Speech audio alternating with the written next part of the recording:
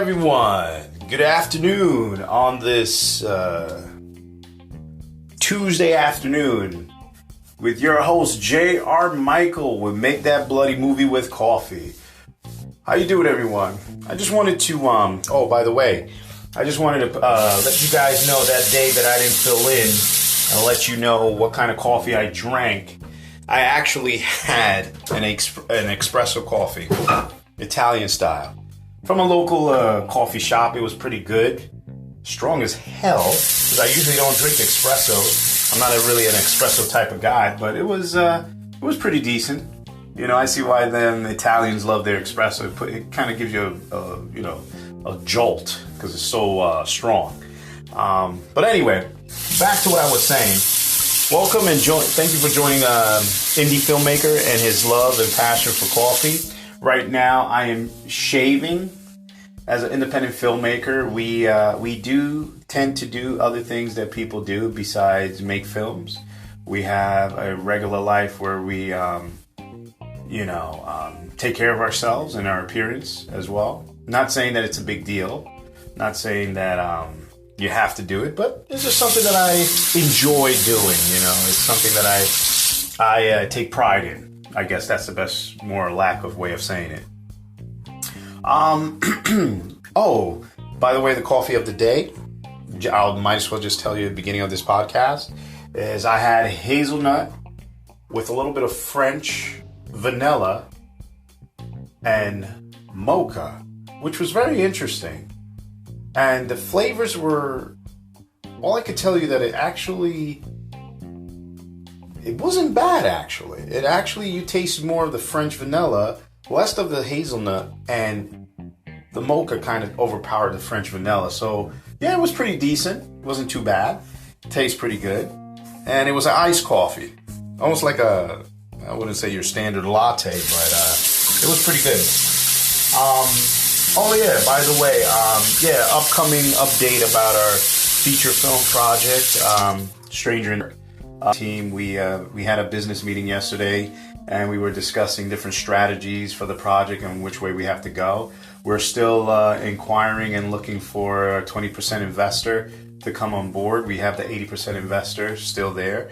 We're just waiting for that 20. Which can be frustrating because you got a lot of people who say they got money, they got this, they got that, and when it comes down to it, they don't have really anything. But that's just being a filmmaker. You go through that, the ups and downs. But I'm still excited. I'm still pumped. My team is still pumped. You know, we got a couple of strategies. I just spoke to my other business partner named Trevor Wilson. He pretty much has a gentleman that is interested in the project and is going to be taking a look at it as well as part of wanting to invest with the project. We'll cross our fingers on that one. I did a photo shoot this weekend. Yes, independent filmmaker. You do not just make movies. We also do photography, so we took pictures for a wedding couple, pre-wedding. So they had their pictures taken, and now my team is color correcting the photos, and then we're going to send it to the lab. And came out really well. I mean, we filmed by the pier near Newburgh, New Jersey, and we weren't expecting to go on a boat, but somehow, some way, Faith had it to where we were able to go on the boat because they had like one of those cruise ships where everybody pays a certain fee and you get free drinks and stuff, almost like a party boat. So the captain of the ship saw us, and he saw us take the pictures of the couple, and he talked to one of my guys and said, "Hey, can you come over here? I want to talk to you." He says, "How would you like to come on the boat?" And I guess in exchange we'll do free advertisement for him, and he'll let us and our client go on the boat to take a few shots, and we did. And we went for a ride around the lake, which was amazing. Beautiful view, by the way. There was a castle. We took a picture of that.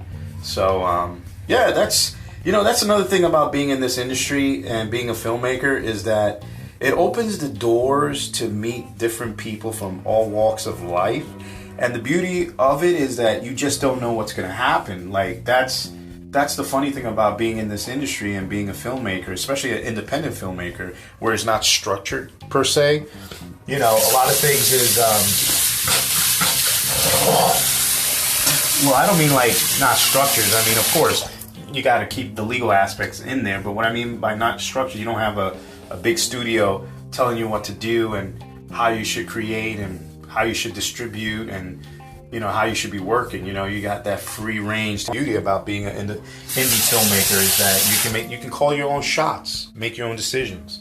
And yeah, so that's what I wanted to relay to you is that, you know, you get to meet a lot of wonderful people and just spontaneously doors open. So at the end of the trip, he gave us his card and he says he will like the pictures being sent to us, and he has parties coming up and he would like us to take pictures. He will hire us to take photographs for, you know, people who are going to use him for their parties and celebrations, which is great. And look at that, a client that we made contact with and turned into a business proposition.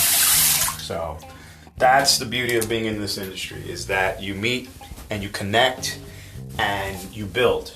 And through that relationship of building, you climb and scale your business, whatever business you're in. And I think that's amazing. And being an independent filmmaker, the beauty of that is you never know what's going to happen. Just like in the movies. Like, well, in the movies you can kind of predict what the bad guy's going to do to the good guy, but I guess in certain films that you watch, you can't really tell. Like, there's twists and turns. And I think that's the beauty about being an independent filmmaker, is that there's twists and turns, and there's no straight arrow or straight line or road, whatever you want to call it, to what you're trying to accomplish. And I think that's what makes it so exciting and thrilling for me, is not knowing, you know, which way we're going or what's going to happen, you know. And we were nervous. You know, us guys, you know, we didn't know which way this thing was going. But the day turned out great. We were very grateful, and we're looking for more. We're hoping that we believe that through this contact, more things will come out, and we have other gigs coming up. We have a graduation coming up. So yeah, being an independent filmmaker, you actually get to take pictures, if you're able to do that besides film, and you open up the market for yourself as an entrepreneur. You're not just stuck in one category. And I think that's the beauty of it. You always want to market yourself in multiple things. And I think that's what my team and we discussed and we're happy about, is that we don't just put ourselves in a box. We actually put ourselves in different boxes. So it's almost like the old saying says, you know, you can't have all your eggs in one basket. It's pretty much like that. So yeah, guys, on that note, I just wanted to share that with you. And again, thank you for joining me. Your host, J.R. Michael, Indy Filmaker from Make That Bloody Movie with Coffee. And the coffee of the day, I told you, was ice cold coffee, which was mixed with French vanilla, hazelnut, and mocha. And that's the one I told the guys to do it for me, it sounds disgusting, but it really was pretty good. Nice concoction. If you're into that and you're into experimenting with coffee flavors, yeah. So that's pretty much it. Well, thank you for joining. Hope you guys have a wonderful day. Thank you everybody for listening to my podcast. It's much appreciated, and I will continue to record thoughts, experiences, and situations that happen. All right. I'm out of here. Enjoy your day. Peace and love. Bye.